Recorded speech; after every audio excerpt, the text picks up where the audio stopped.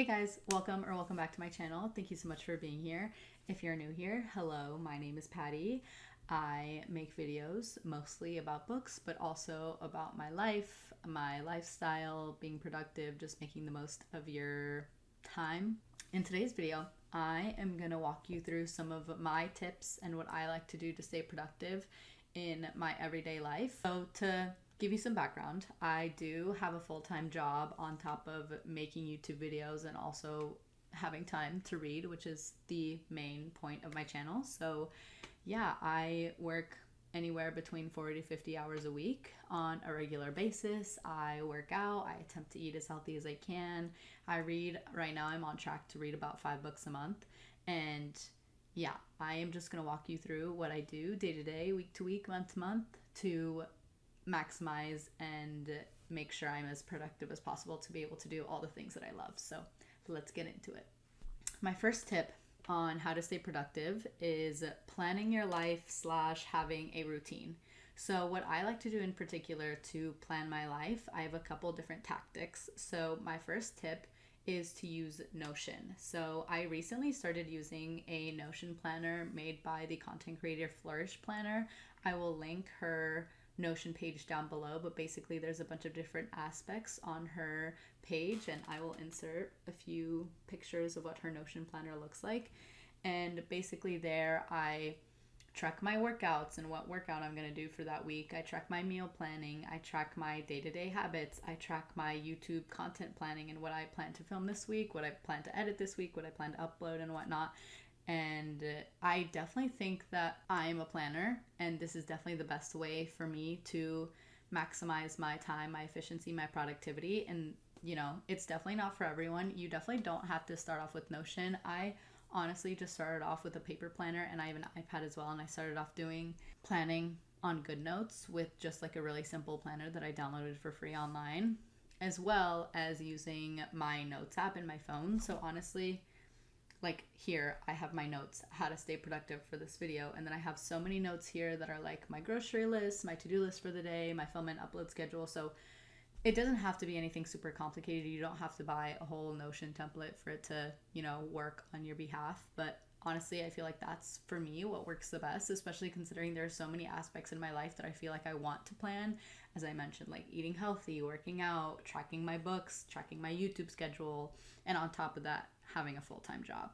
So moving from planning to routine, I feel like having a routine is important because you are being as efficient as possible with your time, especially considering as soon as you finish doing something for 30 days, it becomes a habit. And so making a habit of drinking enough water in the morning, having a good protein-filled breakfast, having a long enough morning routine, which if you are interested in seeing my 5 a.m. morning routine, here it is.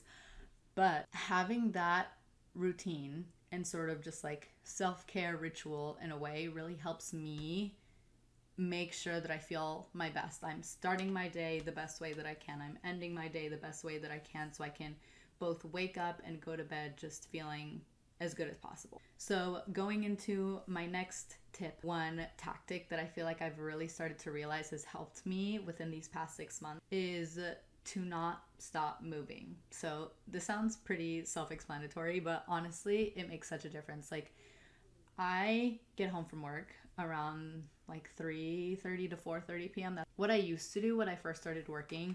Was I would give myself a little break to be like decompress a little, like lay down, because I'm just like mentally, physically exhausted sometimes from work, and sometimes I just want to lay down and do nothing for an hour. But honestly, I felt like yes, that is good, but it just pushed my evening routine farther back. And so that caused me to be doing a lot more things right before bed, and then causing me to not get as good of sleep, and on top of that, getting less done.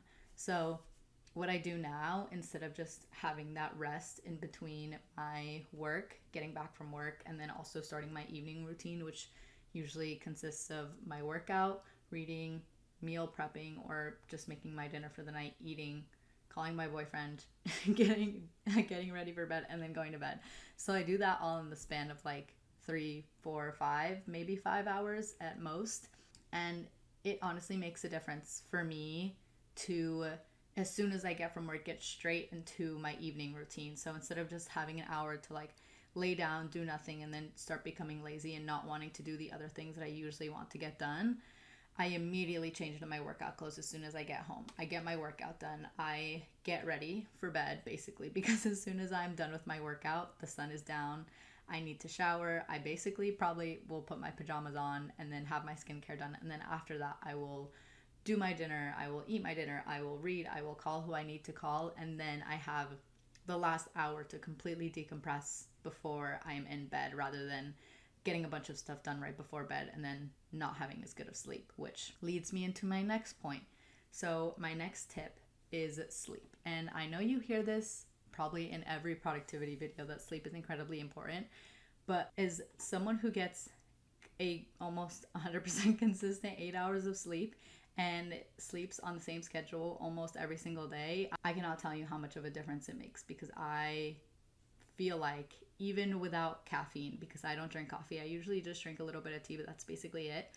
I feel like I have enough energy and motivation and mental clarity to get as many things as I want done in the day, and I do. And it also just helps you with your sleep quality overall, because not only does getting a sufficient amount of time of sleep help you, but it's also your circadian rhythm is incredibly important as well. Just waking up and going to sleep around the same time every single day is so incredibly important. And I can feel the difference when I get 8 hours of sleep and my sleep schedule is shifted a couple hours. Like I can feel the difference. So getting a good amount of sleep definitely helps in every aspect of your life, both your health, physical, mental, emotional health, and just making sure that you are able to get as many things done as you want during the day. And you know, if you don't want to be productive and you don't want to get a bunch of stuff done during the day, that is totally fine. Like, every day is different, but you want to make sure that you're feeling your best. Moving on to my next tip is just maximizing your efficiency in your routine. This can encompass so many different things. For me, that looks like meal prepping on the weekends, like making my lunch for the rest of the week all on a Sunday or something, because I don't work Saturday, Sunday typically, instead of wasting more time during my evening making that on top of making my dinner.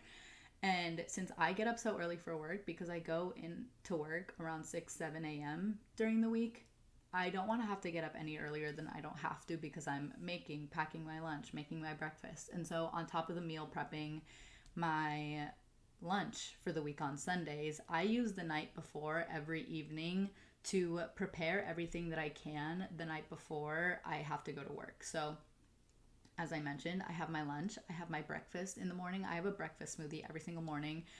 And so instead of just waking up my roommates by using the blender in the morning and then also wasting time making that smoothie, I make the smoothie the night before, and then all I have to do in the morning is just drink it, rinse the cup, and then put it in the dishwasher, and that's literally it. I'm not wasting time making my smoothie. And that obviously is just like 2 examples of what you can do to maximize your efficiency. But just getting the most done that you can when you have the highest amount of energy is going to be way more efficient than doing it at the most convenient time, if that makes sense. Because obviously I have more energy in the evening to make my smoothie, and it seems like I have more time because I have more energy than when I'm waking up at 4:30, 5:30 in the morning to make and drink my smoothie. So another tip that kind of plays along with making your routine more efficient is multitasking. And there is only really one thing that I do while I'm multitasking, and that is reading while you're warming up for your workout, listening to an audiobook while you're working out. And so as someone who, creates content for reading books, not only do I want to read books on my own account, I also want to read books to be able to make more content for you guys. My warm up for my workouts is typically just like a 20-30 minute walk on the treadmill. And instead of just listening to music, staring blankly into the abyss, I read on my Kindle. And it's honestly been really fun, especially because it's just like, it makes time fly so quickly. Like, if you are into a book and you're reading on the treadmill, it makes such a difference. I literally feel like there was one time when I was reading, I think in my last video, my romance reading vlog, if you guys want to check that out, I was reading The Bodyguard on the treadmill, and I finished the last part of the book on the treadmill. I thought 10-15 minutes had passed, and I'd been walking 25-30 minutes on the treadmill. And not only are you, getting your exercise in, even if you just walk for your workout, that's great. that's amazing. Good for you. Cardiovascular health is so important.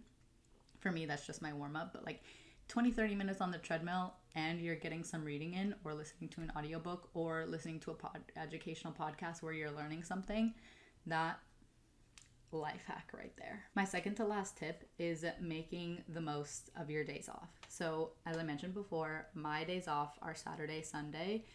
And so I use those days to be as productive as possible with everything I need to get done in my personal life to then allow the allotted time of my 40-50 hours a week for my full-time job for during the week, because obviously I don't have a choice of when I get to work. It's like I have to work Monday through Friday, 40 hours a week. So today's Sunday. Saturday, Sunday is when I go grocery shopping. It's when I meal prep. It's when I do my laundry. It's when I film the most. It's when I edit the most videos. And I read the most on weekends. So I'm not just laying around. And there's obviously nothing wrong with just laying around doing whatever you want. Like, if you want to have a lazy day, go off. Like, everybody needs a lazy day every once in a while. Like, I have lazy days all the time. Like, you need lazy days, if anything, to get through what you need to get through. But maximizing your weekends or your days off is where you are going to get the most done. You're going to be the most productive because you have the most energy, and it's going to help you prepare yourself for the week that you have where you are busy. And then my last but definitely not least tip is to mix it up every once in a while. So something that I feel like I was experiencing when I first started implementing this type of productivity routine into my life was that after like a couple weeks of just doing the exact same thing, I would either get really bored to the point where I wouldn't want to do what I was doing before anymore, or I would feel burnt out and then just have a whole week where I was like, didn't want to do anything at all because I was just so out of it and like not wanting to do it. I was doing too much. So one tip for that, if you feel like you want to take it easy one night, that is totally okay. As I was mentioning before, rest days are important. And then also, something that I feel like is incredibly important for this is mixing up your routine every once in a while. Like, obviously, as I said, building a habit takes 30 days, but that's just a few things in your routine. It doesn't have to be your exact routine, and that does not have to be a habit. It's just good things here and there that you want to implement into your routine as a habit. But let's say I was doing the exact same workout every single week for weeks on end. One, I'm going to get bored of it, and then two, that's not pushing myself enough to see progress in the gym. So I'm not going to be doing the exact same thing every single week. I like to mix it up when I go to different types of workout classes. I like to book workout classes in general to force me to go, because otherwise they're going to charge you like a $17 no-show fee or late cancellation fee. So the nice thing about workout classes is that it kind of forces you to go. But mixing up the type of workouts that I do, mixing up the type of meals that I prep, because I definitely have this problem where I cook the exact same thing like every single week until I get tired of it, because I'm like, oh, this is easy, like, and I already know how to make it, so I'm just gonna make this exact same thing for lunch every single day for a month, and then I absolutely hate it, and then I stop making healthy-ish meal options for lunch, dinner, breakfast, whatever. Mixing it up is incredibly important, except for when it comes to your sleep schedule. Don't mix things up unless you feel better doing something else, but otherwise that's something you don't want to mix up. But anyway, that is all the tips that I have for today. Thank you guys so much for watching. I hope you guys enjoyed today's video, and I can't wait to see you next time. Bye.